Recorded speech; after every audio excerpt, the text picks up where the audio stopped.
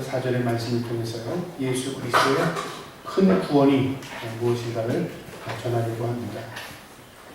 우리가 하나님을 안다는 것이 굉장히 중요합니다. 그래서 성경은 하나님을 알되 힘써하려고 베드로후서에 기록되어 있습니다. 하나님을 알아야 우리가 우리 자신이 어떤 존재인가를 알 수 있는 것입니다. 우리를 모르면 하나님도 알 수 없는 것입니다. 우리가 간혹가다 부모 없는 고아로 태어난 사람들이 자신의 부모를 찾기 위해서 얼마나 노력하는 걸 우리가 보게 되지 않습니까? 그 이유가 있습니다. 나는 어떤 사람인가 그걸 알고 싶은 것이죠. 마찬가지입니다. 우리가 하나님을 알아야 내 존재를 알 수 있는 것입니다. 하나님을 만나지 못한다면 내 존재의 의미, 가치도 알 수 없는 것입니다. 성경은 우리가 하나님 앞에 창조된 피조물이라고 기록되어 있습니다. 세상의 모든 것은 다 하나님이 창조하신 피조물입니다. 거기에는 천사도 포함되어 있습니다. 고대 시대의 사람들은 이 천사의 존재를 섬김의 대상으로 생각했던 것 같습니다. 그래서 이 로마 신화에 보면 많은 신들이 나오는데요. 이 신들을 보면 다 천사를 숭배하는 것입니다. 그런데 이 천사들도 사실은 하나님 앞에 창조된 피조물입니다. 오늘 성경은 우리에게 이 천사의 존재가 우리 인간보다 더 나은 존재가 아니라고 설명합니다. 오히려 천사의 창조는 인간을 위해 창조된 것으로 성경은 기록하고 있습니다. 그래서 우리를 돕기 위해서 하나님께서 먼저 천사를 창조하신 것입니다. 천사는 섬김의 대상이 아니라 그 말이죠. 그러니까 하나님께서 누구에게 관심을 갖고 계십니까? 천사보다 우리 인간들에게 더 관심을 가지고 있는 것입니다. 우리가 그 귀한 존재임을 인식하지 못할 때요, 내 가치를 제대로 깨닫지 못할 뿐만 아니라 하나님의 존재의 의미를 깨닫지 못하게 되는 것입니다. 그래서 우리가 우리 자신을 잘 알려면 하나님을 만나야 하는 것입니다. 성경은 우리가 하나님을 알 수 있도록, 만날 수 있도록 우리의 길잡이 역할을 해주는 것입니다. 오늘 성경은 그러므로라고 2장 1절에 기록되어 있습니다. 이 그러므로는 그 1장에 있는 모든 내용을 함축할 뿐만 아니라 바로 그 윗절에 있는 14절에 모든 천사들은 섬기는 영으로서 구원받은 상속자들을 위하여 섬기라고 보내심이 아니냐. 그러니까 천사라는 존재는 섬김의 대상이 아니라 우리를 섬기도록, 우리를 돕도록, 우리를 구원받게 하도록 누리는 영이다. 그래서 하나님께서 우리에게 천사를 구원받게 하도록 우리를 돕게 한 것이 아니냐 그 말입니다. 그러므로 우리는 그런 존재다 그 말입니다. 우리는 들은 것에 더 유념함으로 우리가 흘러 떠내려가지 않도록 함이 마땅하도다. 그러므로 우리는 어떻게 살아야 되는가를 이 히브리 저자는 기록하고 있는데요. 먼저 우리가 들은 것이라는 말이 있습니다. 무엇을 들었습니까? 바로 복음을 들은 것입니다. 여러분, 믿음은 들음에서 난답니다. 아무리 내가 굴 속에 들어가서 기도를 한다고 해도 그 기도를 많이 해서 믿음이 생기는 것은 아닙니다. 신령한 은혜를 경험할 수는 있을 것입니다. 그러나 말씀이 없이는 우리의 믿음이 생기지 않습니다. 여러분, 그래서 우리가 말씀을 읽고 말씀을 듣고 말씀을 깨달아야 하는 것입니다. 이 신약의 성도들도 바로 선지자들을 통해서 주신 말씀뿐만 아니라 초대교회 교부들 또 예수님의 제자들을 통해서 말씀을 들은 것입니다. 이 들은 이 복음에 대해서 너희가 견고하게 설하는 것입니다. 이 복음의 핵심은 바로 예수 그리스도입니다. 그분은 우리의 구세주가 되십니다. 그분은 창조주 하나님이시다 그 말입니다. 들은 것에 대해 유념함으로 더욱 유념하랍니다. 여기 유념하다는 말은 주의하라 그 말입니다. 주목 그렇게 할 때 뭐죠? 다 나를 바라 그 말이 아니겠습니까? 그러니까 더욱 주의해라, 더욱 청정해라, 더욱 신중하라 그 말입니다. 무엇에 대해서요? 이 하나님의 말씀에 대해서 메시지의 경고입니다. 더욱 유념함으로 우리가 흘러 떠내려가지 않도록 함이 마땅하니라. 떠내려간다는 말이 있습니다. 이 떠내려간다는 말이 무슨 말이냐면요, 바로 조난당한다 그 말입니다. 이 말은 배에게 해당되는 건데, 배가 방향을 잃게 되면 조난당합니다. 또 큰 파도가 밀려오거나 또 큰 태풍이 밀려오면, 광풍이 밀려오면 배는 조난당합니다. 또 있습니다. 조난당하는 경우는요, 키가 망가져도 조난당하죠. 그러니까 배 방향을 잡지 못하죠. 뿐만 아니라 해적선이 나타나서 이 배를 어떻게 납포하던가 끌고 가버리면 배는 조난당한 겁니다. 이처럼 우리 인생이 배와 같은 것입니다. 흘러 떠내려가지 않도록 주의하랍니다. 떠내려가지 않는 방법이 뭡니까? 바로 예수 그리스도 복음을 붙드는 것입니다. 여기 조난당하는 상태는 키를 망가졌다. 키가 망가졌을 때 조난당하는 것은요, 우리의 인생에 키가 있습니다. 그럼 뭐라고 생각합니까? 우리의 믿음이 흔들려 버릴 때, 다시 말하면 믿음을 소멸해버리는 것입니다. 하나님께서 우리에게 믿음을 주셨습니다. 그런데 이 믿음을 다 소멸해버리거나 믿음을 상실해버리면, 믿음이 없으면 키가 망가진 겁니다. 방향 감각을 잃어버리는 것입니다. 우리 인생의 방향이 얼마나 중요합니까? 어떤 사람은 이것이 인생의 목적이고 어떤 사람은 저것이 인생의 목적이고, 세상에 많은 사람들이 있지만 나름대로 인생의 목적들을 가지고 있습니다. 나는 부자로 살아야 돼. 그것도 인생의 목적이죠. 나는 성공해야 돼. 높은 자리에 올라가야 돼. 나는 행복해야 돼. 다 나름대로 자신이 가지고 있는 인생의 목적과 의미를 부여합니다. 그런데 가만 보면 그것은 다시 말하면 키가 망가진 겁니다. 방향을 제대로 잡지 못하는 겁니다. 이 땅에서 천년만년 살 것이 아니기 때문에 그렇습니다. 이 땅에서 성공한다고 해서 천국에 입성하는 게 아니라는 말이죠.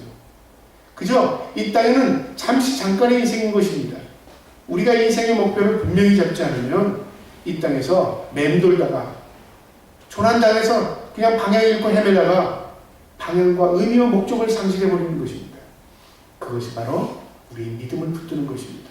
그래서 믿음이 얼마나 중요한지 모릅니다. 그 다음에 또 파도와 광풍이 올라와도 조난당합니다.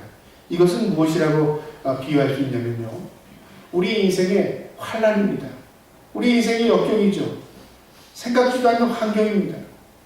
어려운 환경 속에서 살다 보면 방향을 잃어버릴 때가 있어요. 너무 고난을 당하게 되면 방향을 잃어버릴 때가 있어요. 그때 어떻게 해야 합니까? 분명한 빛을 발견해야겠죠. 그래서 등대는 배를 방향을 잡을 수 있는 흔들리지 않는 이 표시입니다.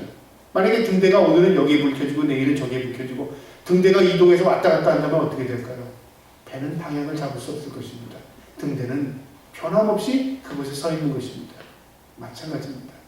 빛 대신 예수 그리스도를 향해야 하는 것입니다. 빛을 발견해야 하는 것입니다. 그래야 우리가 이 세상에서, 험난한 세상에서 우리의 인생의 의미와 목적을 잃어버리지 않는 것입니다. 또 적의 공격이라는 건 뭘까요? 사탄의 공격입니다. 우리가 가지고 있는 믿음, 우리의 방향을 다 잊어버리게 만듭니다. 우리를 납포하는 것처럼요. 해적이 와서 배를 끌고 가는 것처럼 때로는 우리를 미혹하기도 하고 때로는 우리를 협박해서 우리를 공포에 몰아넣기도 합니다. 결국 우리 가지고 있는 믿음을 다 소멸하게 만드는 거죠. 이처럼 우리가 흔들려 떠내려가지 않도록 주의하라는 것입니다. 그렇게 하기 위해서는 우리가 예수 그리스도 복음 안에 분명히 서야 된다는 말입니다. 그 다음에 3절에 보면 2절에 천사들을 통하여 하신 말씀, 천사를 통해서 우리에게 주신 말씀이 있답니다. 그 말씀은 구약에서는 선지자들이나 때로는 또 하나님께서 택한 사람들을 통해서 말씀하신 내용이 있습니다. 또 모세를 통해서 율법으로 말씀하셨습니다. 때로는 천사들을 통해서 직접 말씀해 주시기도 하셨습니다. 이 모든 것이 하나님의 중보자 역할을 감당한 것입니다. 전달자다 그 말이죠. 그 말씀을 구약에 다 기록되어 있습니다. 천사들을 통하여 하신 말씀, 구약의 말씀 전체로 우리는 받아들여도 이상이 없으리라 생각합니다. 사도행전에 보면 7장 53절에 스테반의 설교 가운데 이런 말씀이 있습니다. 너희는 천사가 전한 율법을 받고도 지키지 아니하였도다. 천사가 전해준 말씀을 듣고도 지키지 않았다. 다시 말하면 구약에 하나님께서 말씀하신 말씀을 너희 받아들이지 않았다는 말이기도 하죠. 갈라디아서 3장 19절에 보면 그런즉 율법은 무엇이냐?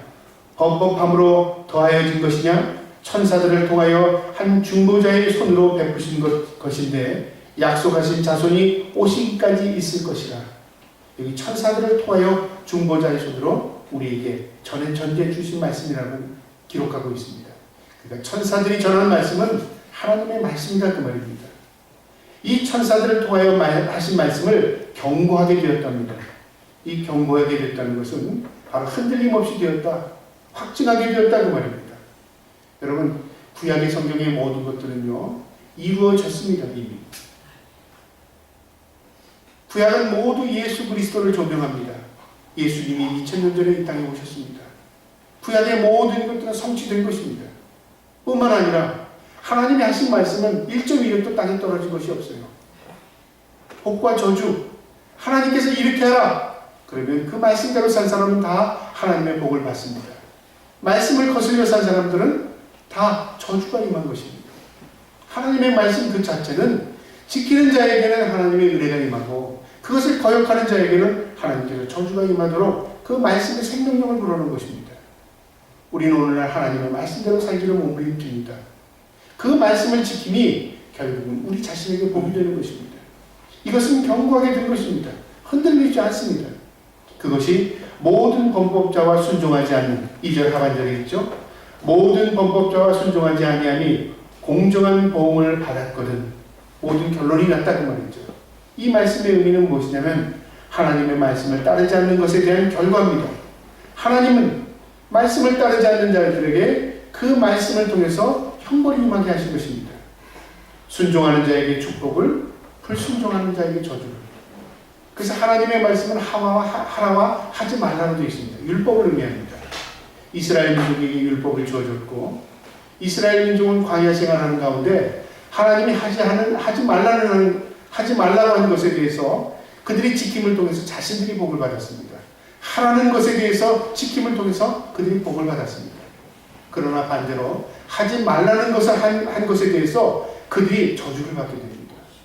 또 하라는 것에 대해서 하지 않은 것에 대한 그들의 책임, 저주가 따른 것입니다. 그러니까 하나님의 기준은 말씀입니다. 말씀을 지킴이 내게 복이 되는 것입니다.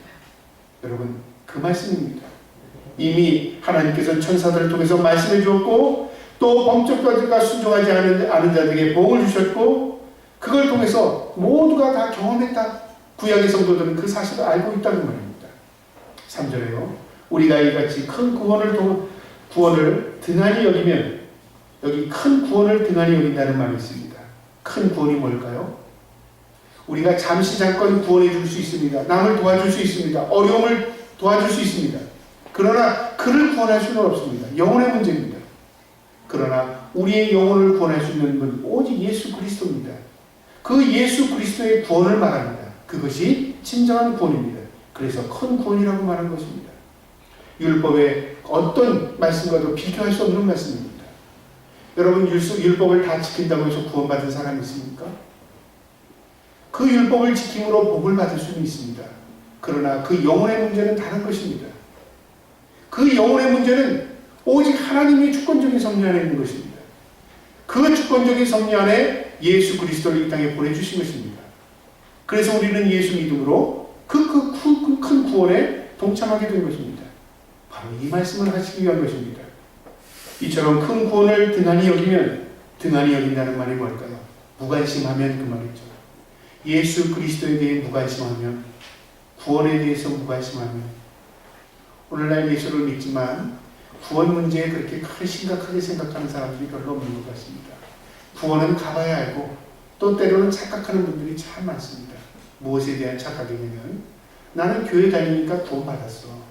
나는 예수를 믿으니까 구원받았어. 그렇게 착각하는 사람들이 있습니다. 여러분, 올해가 종교개혁 500주를 기념하는 날입니다. 다음 주가 이제 이번 주 토요일이 종교개혁 기념 날인데요. 종교개혁이 10월 31일 이루어졌습니다. 그래서 다음 주는 종교개혁과 함께 우리가 추수감사절로 하나님 앞에 영광을 돌리려고 하는데요.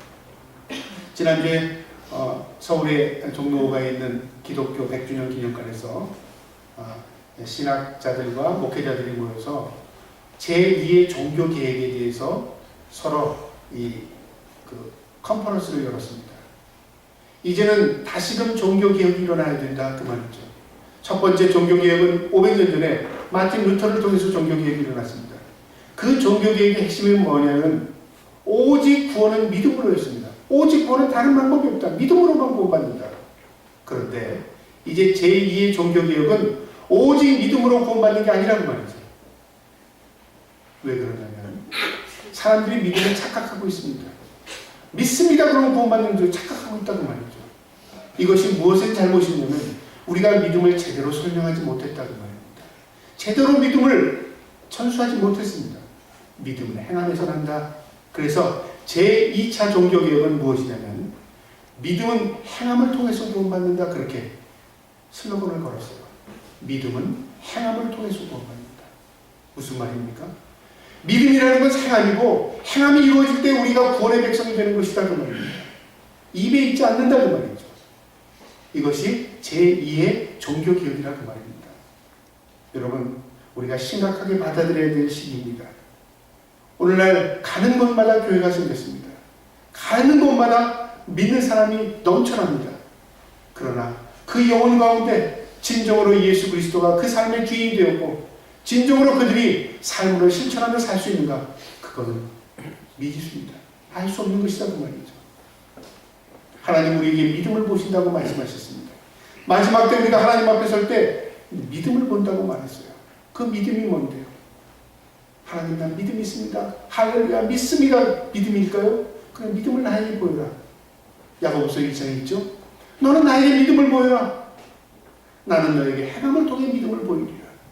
믿음은 살아있는 것이다 그 말이죠. 그래서 야고보서 2장 맨 마지막에 14절인가요? 행함이 없는 믿음은 죽은 믿음이라 그렇게 기록되어 있습니다. 죽은 믿음은 구원 못 받겠죠. 죽은 믿음을 가지고 천국 갈 수 없는 것입니다. 그래서 종교개혁이 일어나야 되는데 이 종교개혁이 바로 우리의 믿음의 행함을 통해서 구원받는다. 그게 종교개혁이라고 말입니다. 여러분 우리는 믿는 사람입니다. 우리는 다 하나님 앞에 구원의 은혜로 택함받은 사람입니다. 그렇다면 어떻게 되어야 될까요? 우리가 하나님의 말씀을 실천하며 말씀대로 살아야 하는 것입니다. 이것이 구원받은 사람의 모습인 것입니다. 그래서 큰 구원은 등한히 여기지 말라고 그렇게 말한 것입니다. 그러면서 어찌 그 보응을 피하려 어찌 그 결과가 없으려 그 말이죠. 결단코 하나님의 심판이 없을 수 없다는 말이죠. 어떤 자들에게요? 삶으로 살아가지 않은 자들에게, 무관심한 자들에게, 구원에 대해서 관심 없는 자들에게 하나님이 심판할 수밖에 없다는 말입니다. 우리가 이 땅에서요, 인생의 초점은 바로 하나님을 향하는 것입니다. 우리 인생의 의미와 가치와 목적은 내가 가지고 있는 게 아닙니다. 나를 창조하신 분, 나를 만드신 분, 나에게 사명을 부여하신 분, 그분의 목적대로 살아갈 때 우리가 진정한 의미와 목적이 있는 것입니다. 그래서 어찌 그 봉을 피하리요 어찌 심판을 피하겠느냐. 구약의 성도들에게는요 공의의 심판이 있었습니다. 하라고 하지 말라고 되어 있죠. 하면 하나님의 축복이 임했습니다. 그리고 그들은 하나님의 말씀을 실천함을 통해서 다시 오실 메시아, 그들의 구원주 메시아를 바라본 것입니다. 신약의 성도들은 이제 하나님의 신 예수 그리스도의 말씀을 우리의 마음에 두고요, 그 말씀대로 살아가는 것입니다. 그것이 복음인 것입니다. 그래서 오늘날 우리 성도들은 은혜의 시대에 사는 것입니다. 하나님이신 예수 그리스도께서 우리에게 친히 말씀으로 임재하시기 때문에 그런 것입니다. 들은 자들이 우리에게 확증한 바니, 여러분 구약의 성도들은 다 들었습니다. 하나님의 음성을, 하나님 말씀 들었습니다. 또 신약의 성도들은 제자를 통해서 예수님의 말씀을 통해서 다 들었습니다.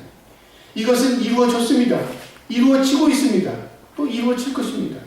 이것은 확증된 것이고 또 성령의 감동으로 전파되는 것입니다. 여러분 성경에 하나도 이루어지지 않은 사건이 있을까요? 만약에 이 성경 가운데 하나도 이루어지지 않은 사건, 쉽게 말하면 한다고 했는데 되어지지 않은 사건이 있다면 아마 성경은 뒤집힐 것입니다. 또 성경대로 되지 않은 것이 있다면 이 성경은 거짓말쟁이의 책이 될 것입니다. 그런데 성경은요 1.1획도 땅에 떨어지지 않습니다. 이루어졌습니다. 이루어지고 있습니다. 또 이루어질 것입니다. 이건 확실한 증거인 것입니다. 4절에 뭐라고 기록되어 있냐면 하나님도 표적과 기사들과 여러 가지 능력과 및 자기의 뜻을 따라 성령이 나눠주신 것으로서 그들과 함께 증언하셨느니라. 하나님도 증언하셨답니다. 선지자도 천사들도 증언했지만 하나님도 직접 증언하셨습니다. 무엇으로 증언하셨냐면 표적들과 기사들로 증언하셨답니다. 이 표적과 기사는 초자연적인 역사입니다. 먼저 표적이라는 말은 표징을 의미하는데요. 하나님의 살아계심을 보여주는 증거입니다. 우리는 보기를 원하죠. 그런데 이 표적이라는 것은 눈으로 보는 게 아니라 현상을 의미합니다. 현상. 내가 살아온 인생을 보니까 하나님께서 터치하신 것 같아. 내가 그때 글로 가려고 했는데 하나님 나가신 것 같아. 나는 그때 그거를 하려고 했는데 하나님께서 그것을 하지 않고 이거 하실 것 같아. 그런 나만이 느끼는 어떤 그 표적 같은 거 있죠? 느끼는 그런 감정이라기보다는 느끼는 그 확증 같은 거. 이게 표적인 것입니다. 누구에게 설명이 되지 않지만 나는 깨닫는 거죠.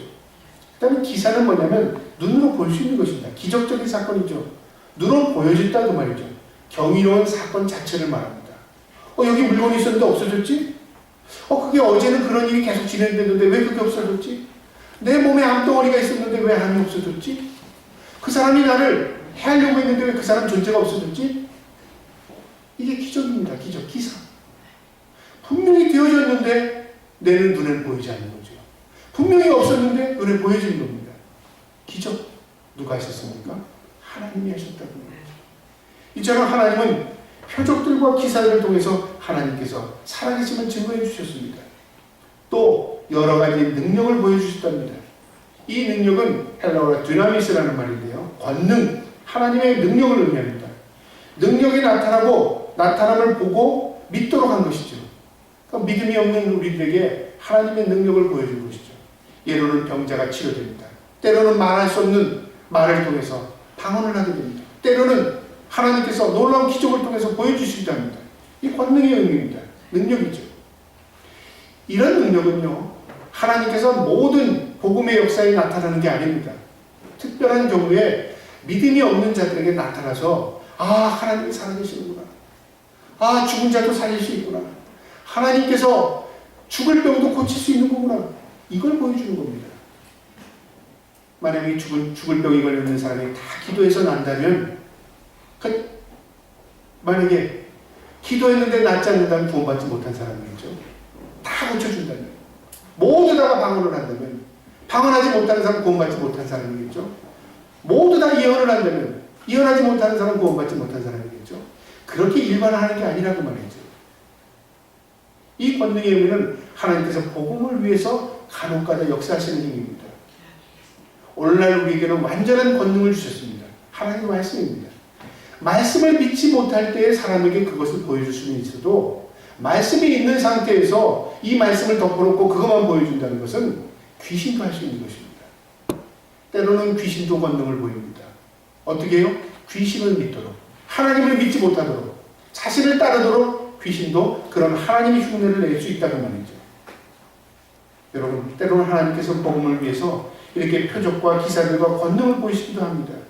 마태복음 7장 22절 23절에 거짓 선지자들도 이 하나님의 능력을 보였는데요. 그들을 열매로 보라고 그랬습니다. 기적을 보지 말고 열매를 보랍니다. 그러니까 저 사람도 저런 일을 했는데, 근데 저것이 어디에서 나온 능력일까? 그 열매를 보면 압니다. 그래서 이렇게 기록하고 있습니다. 마태복음 7장 22절부터 23절에 그날에 많은 사람들이 나더러 이르되 주여 주여 우리가 주의 이름으로 선지자를 노릇하며 주의 이름으로 귀신을 쫓아내며 주의 이름으로 많은 권능을 행하지 아니하였나이까 하니 그때에 내가 그들에게 밝히 말하되 내가 너희를 도무지 알지 못하니 불법을 행하는 자들아 내게서 떠나가라 하니라. 그러면서 주님께서 비로 말씀하시는 내용이요, 반석 위에 지은 집에 대한 비유를 합니다. 말씀 위에 세운 집은 넘어지지 않는답니다. 말씀이 없는 믿음은 결국 창수가 나고 바람이 불면 무너진다는 비유의 말씀을 하십니다. 그러니까 우리의 믿음은 어디에 서야 됩니까? 오직 말씀입니다. 기사와 표적과 권능이 중요한 게 아니라 말씀이 없는 자들에게 때로는 기적과 표적과 권능을 보여주는 것이지, 말씀이 있는 자들에게는 말씀이 서라고 말씀하신 것입니다. 저와 여러분, 그래서 하나님의 말씀을 들어야 하는 것입니다. 말씀대로 사는 것이 하나님의 능력을 경험하게 되는 것입니다. 저와 여러분이 하나님의 말씀대로 실천하며 살 수 있기를 주님의 이름으로 축복합니다. 그 다음에 또 뭐라고 기록되어 있냐면 자기의 뜻을 따라 성령이 나누어 주신 것, 그렇게 말합니다. 하나님의 뜻을 따라 우리에게 성령을 나누어 주셨답니다. 성령을 어떻게 나누겠습니까? 바로 성령의 은사를 말합니다. 성령의 은사를 왜 우리에게 주셨습니까? 복음을 위해서 주셨습니다. 우리가 때로는 성령의 은사를 잘못 착각하는 경우가 있어요. 하나님 내게도 은사 주시옵소서. 그 은사 뭐 하려고? 하나님 내가 그 은사 가지고 표적과 기사를 일으키고 그 은사 가지고 사람들에게 복음을 증거하겠습니다. 그거는 아니야. 복음은 내가 주는 능력이다. 너는 하나님 앞에 받은 은사대로 행하면 되는 거예요. 우리가 은사를 골라야 돼요.